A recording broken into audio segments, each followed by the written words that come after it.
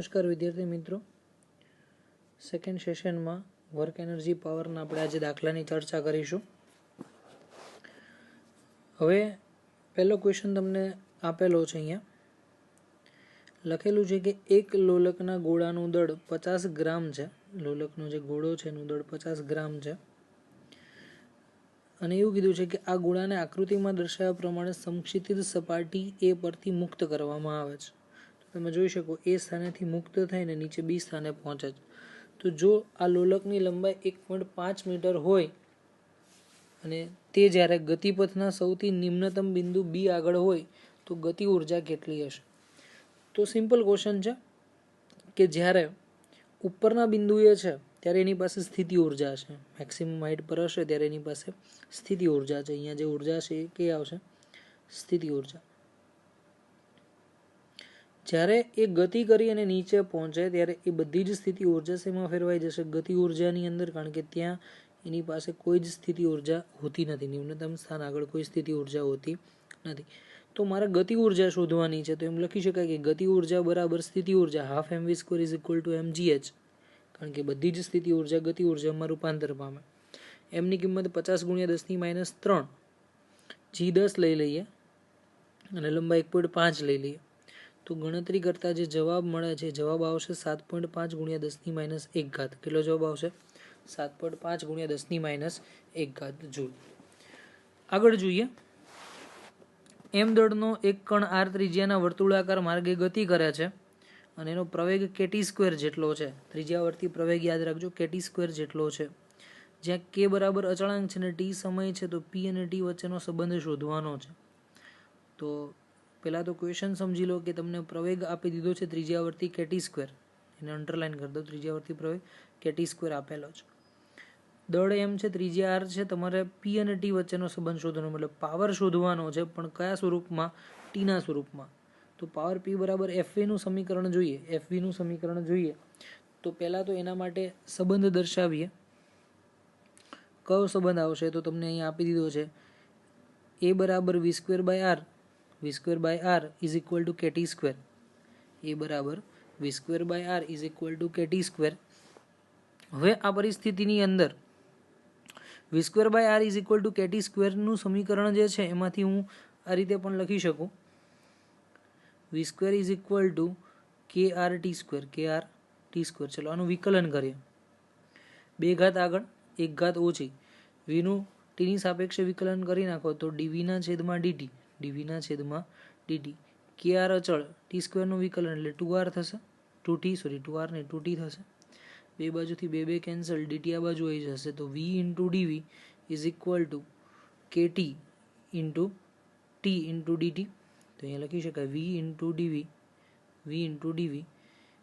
દળ એમ છે, હજુ તો ખાલી આપણે બળની જ વાત કરીએ, હજુ આપણે પ્રવેગ શોધવાનો થશે. તો પ્રવેગ ઉપરથી આગળ ચર્ચા કરીએ.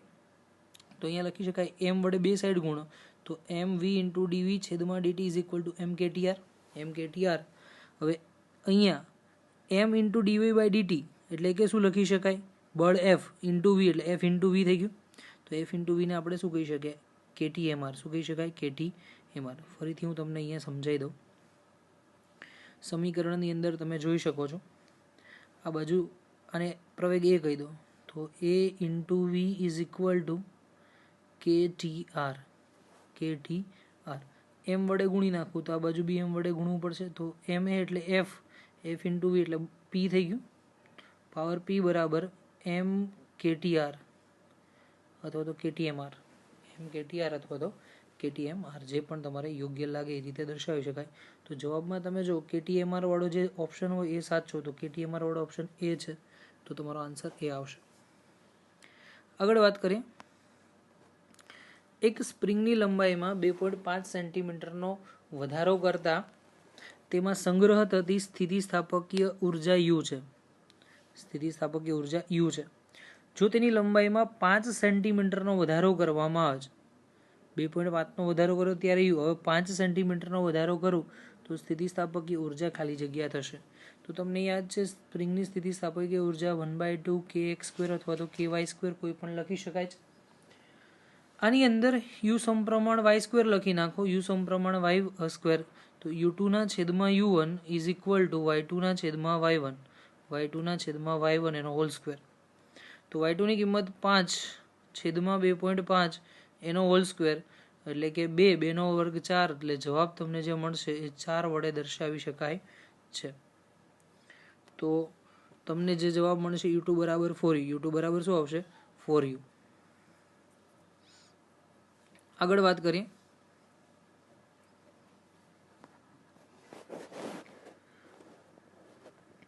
એક કારનું દળ 1500 કિલોગ્રામ છે. 72 કિલોમીટર પ્રતિ કલાકનો વેગ ધરાવતા વેગ ઉત્પન્ન કરવા માટે કરવું પડતું કાર્ય ખાલી જગ્યા હશે. તમારે વેગ જે છે કેટલો કરવાનો ઉત્પન્ન 72 કિલોમીટર પ્રતિ કલાક, તો એના માટે કાર્ય કેટલું હશે? તો કાર્ય બરાબર શું લખી શકાય? ગતિ ઉર્જાનો ફેરફાર. કાર્ય બરાબર શું લખી શકાય? ગતિ ઉર્જાનો ફેરફાર એટલે અંતિમ ગતિ ઉર્જા માઇનસ પ્રારંભિક ગતિ ઉર્જા. પ્રારંભિક 0 છે તો u બરાબર પહેલા તો 72 ને મીટરમાં લખી નાખો, તો 72 ગુણ્યા 1000 ભાગ્યા 3600, તો જવાબ કેટલો આવશે 20 મીટર પ્રતિ સેકન્ડ. તો ડેલ્ટા કે બરાબર w half mv square. Half mv સ્ક્વેરમાં કિંમત મૂકો 1/2 કારનું દળ 1500 એટલે કે 1500 આવ્યું, v સ્ક્વેર એટલે 20 નો વર્ગ 400, 400 ભાગ્યા 2 એટલે કેટલો આવશે 200, 1500 ગુણ્યા 200 એટલે તમે ગણતરી કરી શકો છો 3 ગુણ્યા 10 ની 5 ઘાત. કેટલો જવાબ આવશે 3 ગુણ્યા 10 ની 5 ઘાત. આગળ વાત કરીએ. અસંરક્ષી બળની અસર હેઠળ, અસંરક્ષી બળની અસર હેઠળ કોઈ તંત્રની સ્થિતિ ઉર્જા x સ્થાને, કોઈ તંત્રની સ્થિતિ ઉર્જા x સ્થાને v બરાબર 3x² વત્તા 4x વત્તા 5 જૂલ છે, તો x બરાબર 2 મીટર આગળ તંત્ર પર લાગતું સંરક્ષી બળ કેટલું હશે? તો વિદ્યાર્થી મિત્રો, બળ F નું સૂત્ર યાદ રાખજો, માઇનસ du ના છેદમાં dx. F બરાબર શું લખી શકાય? માઇનસ du ના છેદમાં dx. તો સ્થિતિ ઉર્જા v વડે આપેલી છે અને u પણ કહો તો પણ ચાલશે, કોઈ પણ ફરક પડતો નથી. તો dv/dx લખો, તો માઇનસ m નો m વિકલન કરો, 3m ના m ઘાત આગળ, તો 3 દુ 6x, 4m ના m x નું વિકલન 1 અને 5 અચળ છે વિકલન 0, તો -6x - 4. જવાબ કેટલો આવશે? -6x - 4. તો માત્ર મૂલ્યની વાત કરો તો 6x + 4 થશે અને કિંમત મૂકી દો x બરાબર 2, x બરાબર કેટલું લખી નાખશો 2, તો એ જે જવાબ મળશે એ કેટલો આવશે 6 × 2 + 4 12 + 4 બરાબર 16. હવે 16 જવાબ જે છે એ તમને ધન અને ઋણ બંનેમાં આપ્યું છે, પણ જો અહીંયા આપણી ગણતરી મુજબ વાત કરીએ તો જવાબ -16 આવે. કેમ? તો કારણ કે f જે છે સ્થિતિ ઉર્જાના ઋણ મૂલ્ય જેટલું મળે, સ્થિતિ ઉર્જા જે છે એના ઋણ મૂલ્યનો વિકલન જે થાય એ જવાબ મળશે. એટલે જવાબ આપણા માટે જે મળશે -16 ન્યૂટન છે. ક્લિયર? આગળ જોઈએ. આપણા ઘરમાં વપરાતી વિદ્યુતીય ઉર્જાને કિલોવોટ અવરના એકમમાં મપાય છે, જેને યુનિટ કહેવામાં આવે છે. અને 1 યુનિટ બરાબર કેટલું મૂલ્ય થાય? તો 1 યુનિટ બરાબર તમને જે મૂલ્ય આપેલું છે એ કેટલું થશે? તો 3.6 × 10⁶ ઘાત. કેટલું આવશે? 3.6 × 10⁶ ઘાત, એટલે કે ટૂંકમાં 36 લાખ જેટલો જવાબ આવશે. કેટલો આવશે? 36 લાખ. આગળ 7મો ક્વેશ્ચન જોઈએ. બળ F is equal two 4x³ - 3x² વત્તા 2x વત્તા 5 આટલું આપેલું છે. તો ન્યૂટનની અસર હેઠળ એક કણનું સ્થાનાંતર x અક્ષ બરાબર 0 થી લઈ અને x અક્ષમાં 2 મીટર હોય તો કાર્ય કેટલું હશે? તો બળ અને કાર્ય સાથેનું સંબંધ જે છે એક યાદ રાખજો કે w = સંકલનની અંદર f × dx, સંકલનની અંદર f × dx. સ્ટાર્ટિંગ 0 થી થાય ને પૂરું 2 થી થાય. ચલો f નું સંકલન કરો, 4x² છે. હવે 4x² ની અંદર કિંમત મૂકી દો. કિંમતમાં તમે જોઈ શકો 4x³ છે એનું સંકલન કરો તો 4m ના m, x ના ઘનનું સંકલન થશે x⁴ છેદમાં 4. પછી -3x² છે એનું સંકલન કરો તો 3x³ છેદમાં 3 પ્લસ 2x છે એનું સંકલન કરો તો 2x² છેદમાં 2 અને 5 નું સંકલન 5x જેટલું થશે.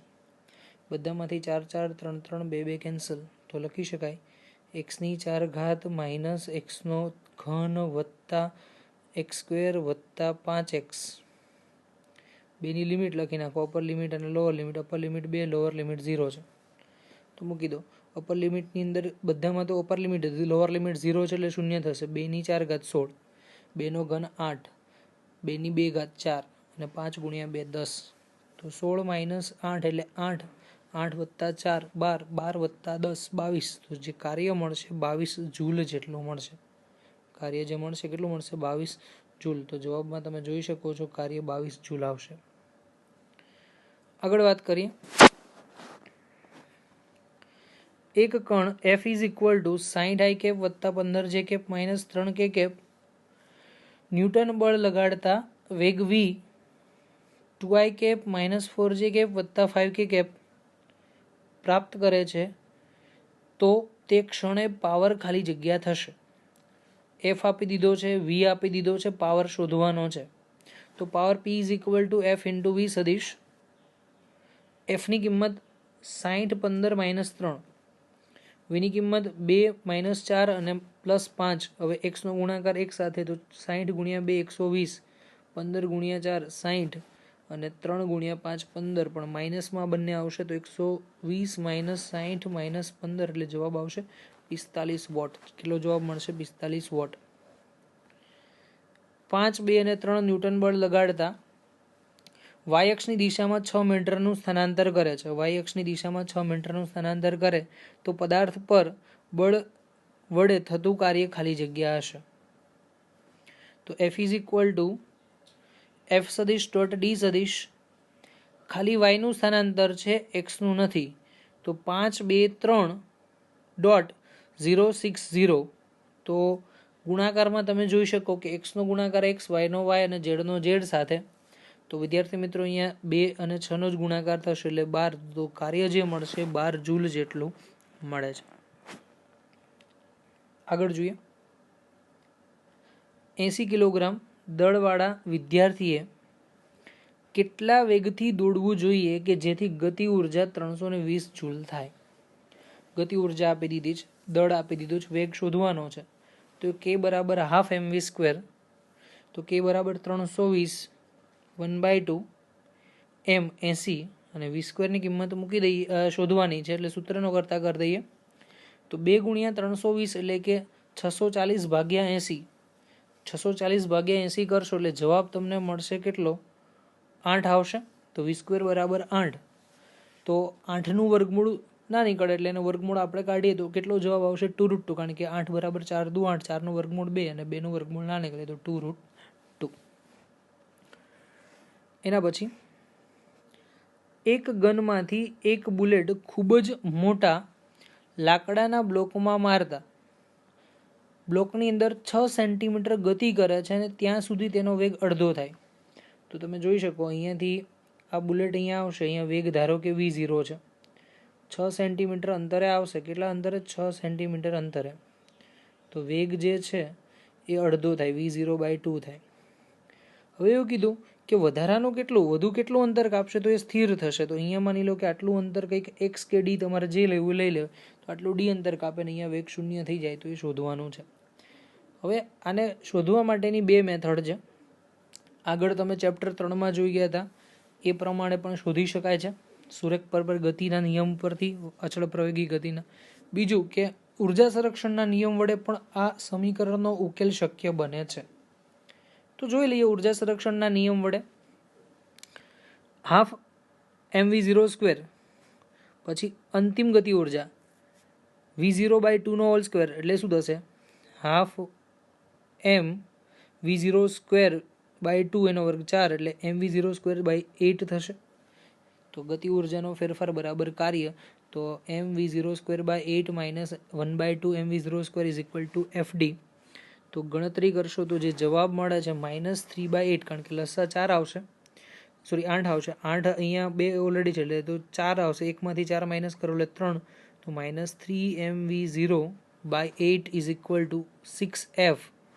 એફને સૂત્રનો કરતા કરો તો mv0 સ્ક્વેર બાય 16. બળ કેટલું મળશે? mv0 square by 16.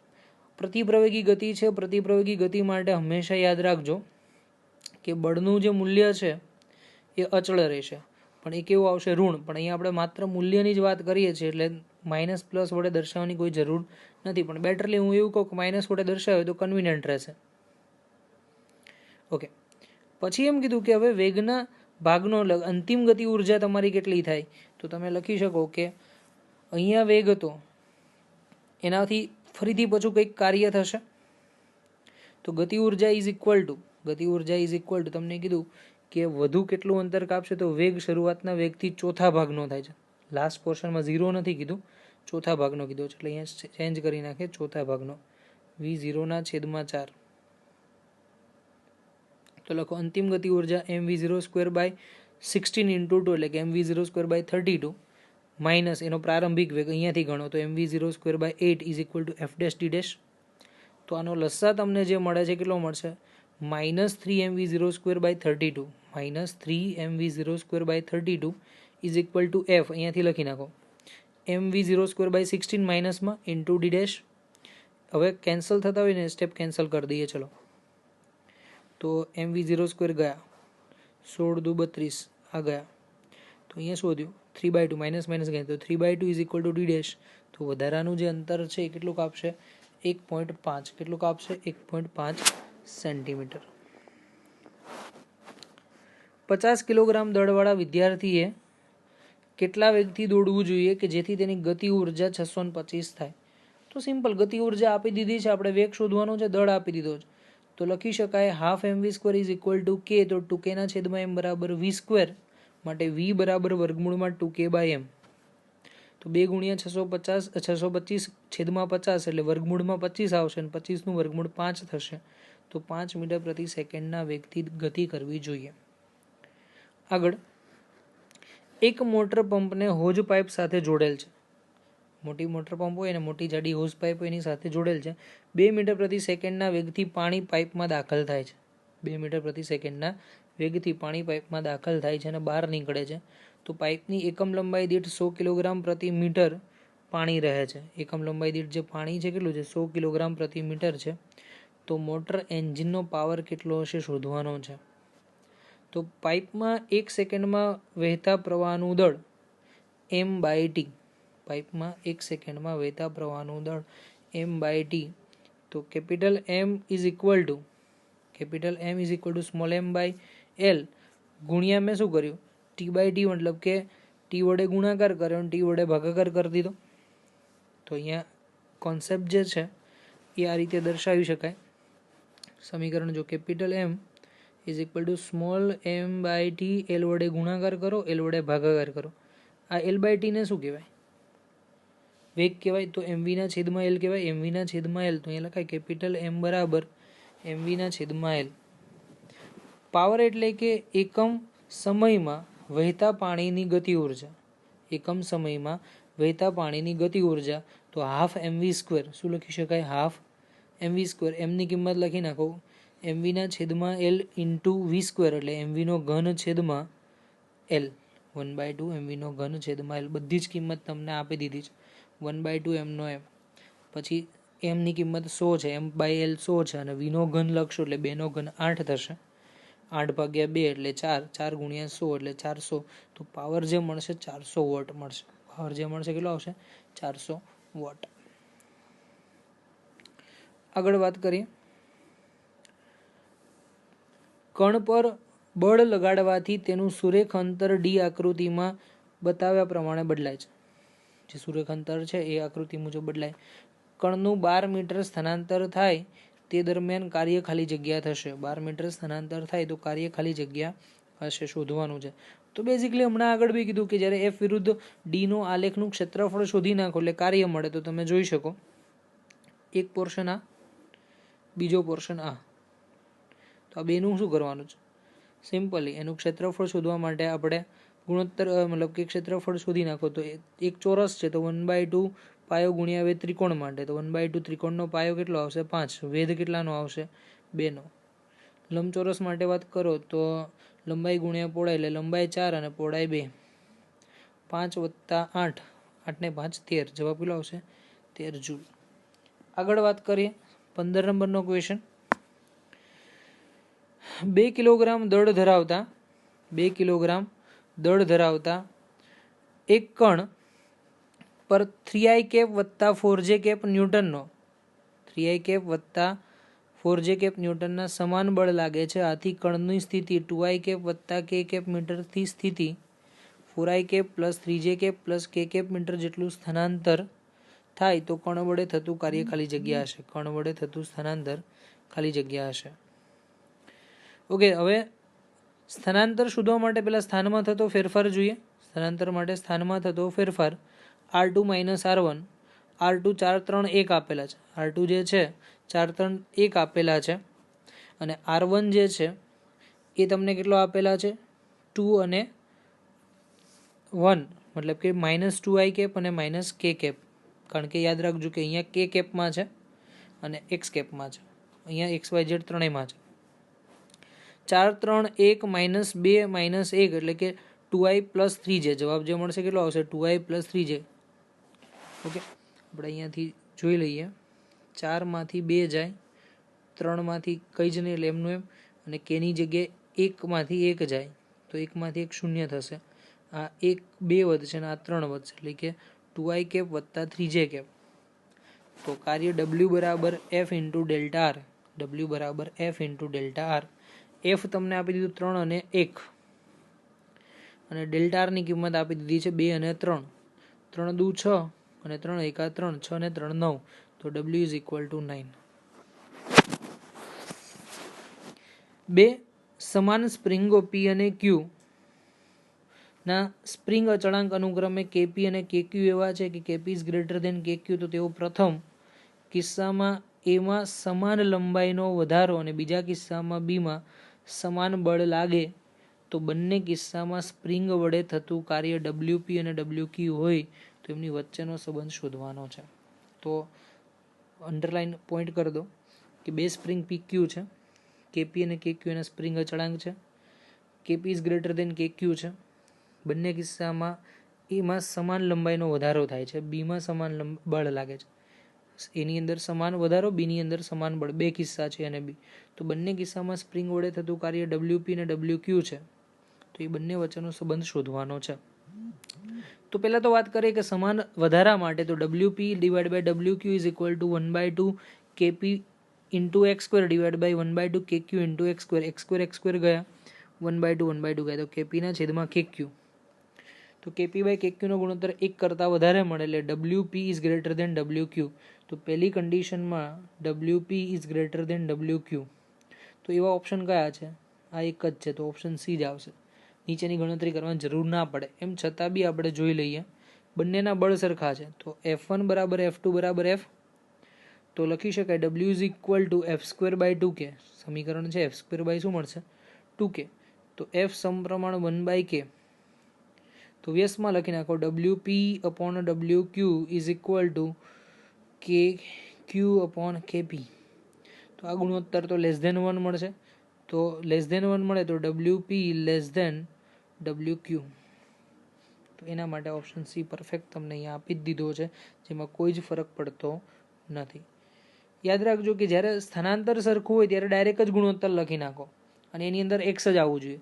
જ્યારે તમને બળ સમાન કીધું હોય ત્યારે સમીકરણ જે છે સ્થિતિ ઉર્જાનું એ બળના સંજોગોમાં હોવું જરૂરી બને છે. Okay, next question. અચળ પાવર કે વોટથી એક મશીન એમ દળ ધરાવતા કણને ગતિ આપે છે. એક મશીન છે, અચળ દળ ધરાવતો કણ છે અને ગતિ આપે છે. તો અહીંયા એવું કીધું છે કે જો કણ સ્થિર સ્થિતિમાંથી બળ લગાડવાથી ગતિની શરૂઆત કરે, સ્થિર સ્થિતિમાંથી ગતિની શરૂઆત કરે છે તો સમય ખાલી જગ્યા હશે. ખાસ ધ્યાન રાખજો કે તમારે સમય કેટલો મળશે એ શોધવાનું છે. તો પહેલાં તો બળ ઉપરથી આપણે પાવર લખીએ, p બરાબર fv, f બરાબર ma, તો k બરાબર mav થશે.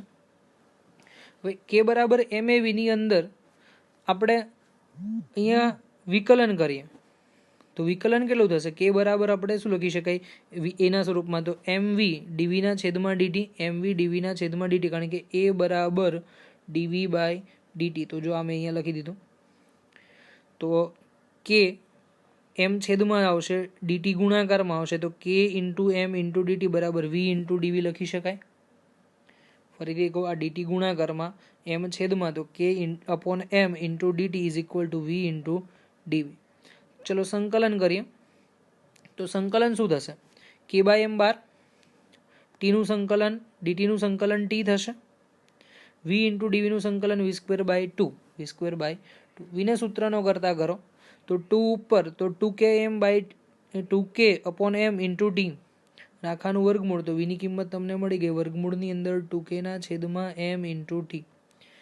હવે હું આનું વિકલન કરીશ તો મને પ્રવેગ મળશે કારણ કે મારે બળ જોઈએ તો બળ માટે શું કરવું પડશે પ્રવેગ ગુણ્યા દળ કરવું પડે તો લખો dv/dt એમનું એમ એમાં આખા કૌંસનું વિકલન 2k/m ટી એનું વર્ગમૂળ એનું વિકલન કરીએ તો અચળ વસ્તુ 12 તો 2k/m 12 તો 2k/m નું વર્ગમૂળ 12 ટીની 1/2 ઘાત છે તો એનું વિકલન કરો તો -1/2 આગળ જે ઘાત છે 1/2 ઘાત છે એ આગળ અને એક ઘાત ઓછી તો 1/2 માંથી એક માઇનસ થાય એટલે -1/2 આવશે.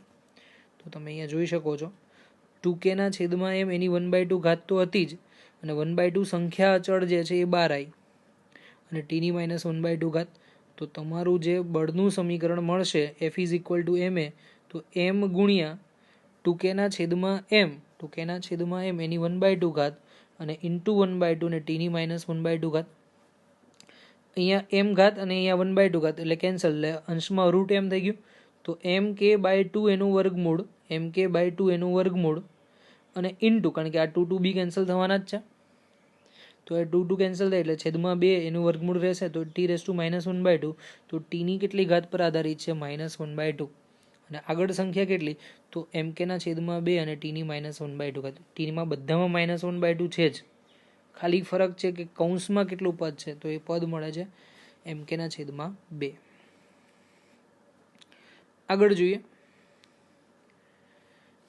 m1 m2 દળોના બે પદાર્થ પ્રારંભિક વેગ u1 અને u2 થી ગતિ કરે છે સંઘાત બાદ તેઓના એક કણ e જેટલી ગતિ ઉર્જા શોષી અને વધુ ઊંચાઈએ આવે છે તો કણનો અંતિમ વેગ v1 અને v2 હોય તો શું થાય તો બેઝિકલી એવું કહી શકાય કે જ્યારે પણ સ્થિતિસ્થાપક સંઘાત હોય તો ઉર્જા સંરક્ષણના નિયમ ઉપર પ્રારંભિક ગતિ ઉર્જા અને અંતિમ ગતિ ઉર્જા સરખી હશે પરંતુ જો અસ્થિતિસ્થાપક સંઘાત હશે તો પ્રારંભિક ગતિ ઉર્જા વધારે હશે અને અંતિમ ગતિ ઉર્જા ઓછી હશે તો અહીંયા એવું લખી શકાય કે પ્રારંભિક ગતિ ઉર્જા = અંતિમ ગતિ ઉર્જા પ્લસ કંઈક વધારાની ઉત્તેજિત ઉર્જા તો એ વધારાની ઉત્તેજિત ઉર્જાને e વડે દર્શાવો આ બાજુ આવશે એટલે માઇનસમાં જશે તો તમે લખી શકો 1/2 m1 v1² + 1/2 m2 u2² minus e = 1/2 m1 v1² + 1/2 m2 v2². કેમ કારણ કે હંમેશા પ્રારંભિક વધુ જ મળે ને અંતિમ ઓછી જ મળે તો તમારે પ્રારંભિકમાંથી કંઈક કિંમત બાદ કરશો તો જ એ અંતિમ જેટલી થાય તો મેં જો પ્રારંભિકમાંથી e જેટલી ઉર્જા જે કીધું ને કે e જેટલી ઉર્જા મુક્ત થાય એ માઇનસ કરવી પડે તો અહીંયા માઇનસ કરેલો છે. આગળ જોઈએ એક બોલને 20 મીટર ઊંચાઈથી પ્રારંભિક v0 વેગથી શિરોલંબ તરફ નીચે ફેંકવામાં આવે છે તો આ બોલ પૃથ્વીની સપાટી સાથે અથડાય છે તો અથડામણમાં તેની 50%થી ઉર્જા ઘટે છે તો પૃથ્વીની સપાટી સાથે અથડામણ બાદ આ બોલ તેટલી જ ઊંચાઈએ પાછો ઉછળે g = 10 મીટર/સેકન્ડ² હોય તો બલની પ્રારંભિક વેગ ખાલી જગ્યા હશે એનો પ્રારંભિક વેગ શોધવાનો છે. v ઝડપથી ઉછળે છે v² - v02 = 2gh v² - v02 = 2gh પ્રારંભિક વેગ 0 તો અંતિમ વેગ v = √2gh તો વર્ગમૂળમાં 2 × 10 × 20 એટલે કે 400 નું વર્ગમૂળ અગેન 20 જેટલું થશે તો એ જવાબ તમને 20 મળે છે. હવે આગળ જોઈએ ઉછળ્યા બાદની ઉર્જા એટલે કે E = 12 mv². E = 12 mv² = 1/2 m × 20² તો 1/2 m × 400 એટલે કે 200 m થશે તો અહીંયા લખી શકાય 200 m જેટલો જવાબ મળે ને પછી કીધું કે અથડામણમાં 50% જેટલી ઉર્જા વ્યય પામે છે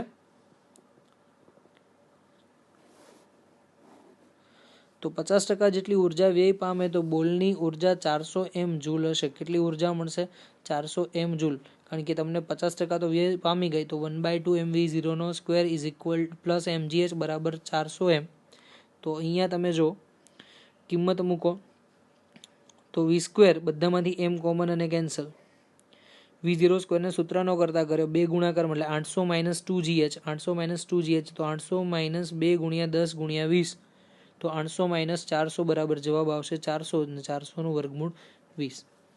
તો અહીંયા કીધું કે પૃથ્વીની સપાટી ઉપરથી અથડાયા બાદ બોલ તેટલી જ ઊંચાઈએ પાછો ફરે છે તો એનો પ્રારંભિક વેગ જે છે કેટલો થશે, અંતિમ વેગ જેટલો એટલે કે 20 જેટલો થશે. નેક્સ્ટ ક્વેશ્ચનમાં જોઈએ, ઘર્ષણ રહિત સપાટી પર v ઝડપથી ગતિ કરતો એક બ્લોક સ્થિર રહેલા બીજા m દળના બ્લોક સાથે સ્થિતિસ્થાપક અથડામણ કરે છે. અથડામણ પછી પ્રથમ બ્લોક તેની પ્રારંભિક ઝડપ દિશા સાથે થીટા ખૂણે v/3 ઝડપથી ગતિ કરે તો અથડામણ પછી બીજા બ્લોકની ઝડપ કેટલી હશે શોધવાની છે. અથડામણ પછી બીજા બ્લોકની ઝડપ કેટલી છે શોધવાની છે. તો સ્થિતિસ્થાપક અથડામણમાં તંત્રની ઉર્જા અચળ રહે છે, માટે અથડામણ પહેલાની ગતિ ઉર્જા = અથડામણ પછીની ગતિ ઉર્જા. અથડામણ પહેલાની ગતિ ઉર્જા = અથડામણ પછીની ગતિ ઉર્જા એટલે 1/2 mv² + 0 + 1/2 m v/3 નો ઘન + 1/2 m v² નો ઘન ઘન નહીં આવે, સ્ક્વેર આવશે, માય મિસ્ટેક. તો અહીંયા કિંમત મૂકી દો તો 1/2 બધામાંથી કેન્સલ, mm કેન્સલ તો v² = v²/9 + v². ને સૂત્રનો કરતા કરો એટલે આ બાજુ માઇનસમાં આવશે તો v² - v²/9 એટલે 8v²/9 અને 8v²/9 બરાબર v². વર્ગમૂળ કાઢી નાખો તો 2√2/3 × v, 2√2/3 × v. આગળ જોઈએ, એક વ્યક્તિનું હૃદય ધમનીમાં 50 મિલીમીટર જેટલા પારાના દબાણે 150 મિલીમીટર પારાનું દબાણ 5 લિટર લોહીનું પ્રતિ મિનિટમાં પમ્પિંગ કરે છે. જો પારાની ઘનતા 13.6 × 10³ અને g બરાબર 10 મીટર પ્રતિ સેકન્ડ હોય તો હૃદયની શક્તિ એટલે એનો પાવર કેટલો હશે શોધવાનો છે. સાંભળો, લોહીનું પમ્પિંગ માટે તમને કીધું કે dv/dt શોધવો પડે. કદ એકમ એક પ્રત્યેક સેકન્ડે જેમાં લોહીનું પરિભ્રમણ થાય તો કેટલો આવશે, dv/dt એટલે કે 5 મિલીમીટર પ્રતિ મિનિટ તો 5 × 10⁻³ 5 × 10⁻³ છેદમાં 60 મિનિટ જે છે તમે લખશો એટલે કેટલું આવશે 60. તો લોહીનો પમ્પિંગ દર જે તમને મળશે તો 5 × 10⁻³ / 60, દબાણ P બરાબર 150 mmHg, જ્યાં h ની કિંમત 150 × 10⁻³. તો અહીંયા તમારે પાવર શોધવાનો છે તો પાવર P = દબાણ P ઇન્ટુ dv બાય મતલબ કે અંતર આપેલું છે dv/dt વડે દર્શાવી શકાય. તો મૂકી દો કિંમત તો કિંમત જે મળશે P ની કિંમત ρgh, રોડ 13.6 × 10⁻³ g બરાબર 10 અને h બરાબર 150 × 10⁻³ અને dv/dt ની જે કિંમત મળે છે પમ્પિંગ દર એ કેટલો આવશે 5 × 10⁻³ છેદમાં 60 એટલે ઇન શોર્ટ જવાબ આવશે 1700 × 10⁻³ એટલે કે 1.7 વોલ્ટ જેટલો તમને હૃદયનો પાવર મળે. આપણું હૃદય જે છે એ 1.7 વોલ્ટ જેટલો પાવર ડિલિવર કરે છે. ક્લિયર. હવે તમને એમ થશે કે આ સમીકરણ કઈ રીતે મળ્યું. P એટલે લખી શકાય f/dA, dv ની જગ્યાએ આપણે અંતર x લખી નાખો dx/dt. હવે અહીંયા dx ની જે કિંમત છે અહીંયા તમે કિંમત મૂકી દો f અપોન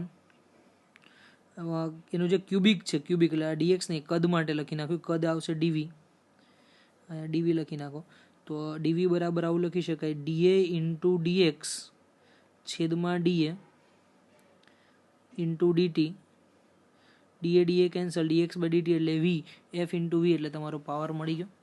તો આ સંજોગોમાં સમીકરણ કઈ રીતે આવ્યું એ યાદ રાખવાનું છે કે એ સમીકરણ f × v = પાવર P બરાબર દબાણ P × d વોલ્યુમ/dt, d વોલ્યુમ એટલે કે કદ ભાગ્યા એનું મૂલ્ય.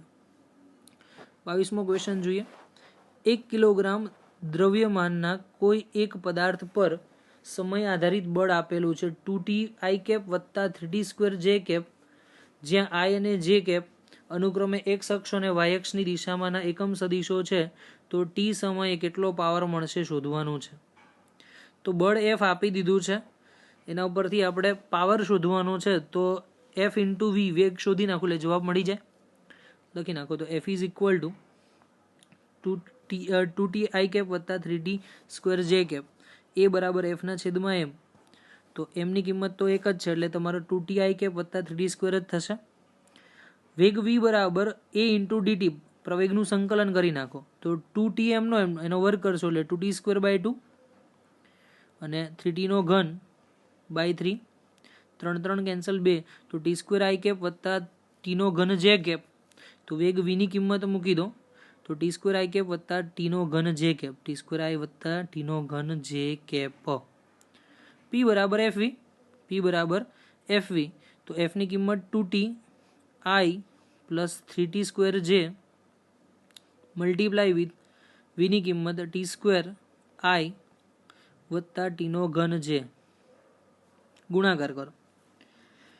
2 ગુણાકારમાં આવશે તો 2t ગુણ્યા ટી સ્ક્વેર ટી નો ઘન તો 2t નો ઘન વત્તા 3 ગુણ્યા અહીંયા ટી નો સ્ક્વેર અને 3 ની 3 ઘાત ટી ની 5 ઘાત. તો 2t નો ઘન ઇન્ટુ 3t ની 5 ઘાત. 2t નો ઘન ઇન્ટુ 3t ની 5 ઘાત. આટલો જવાબ તમને પાવર મળશે. ટી જો કંઈ પણ કિંમત આપી હોય તો ગણતરી કરીને મૂકી દો તો જવાબ આવી જશે. તો આજના લેક્ચરમાં આટલું રાખીએ. નેક્સ્ટ લેક્ચરમાં જોઈએ. Wish you all the best. Good luck. Have a nice day.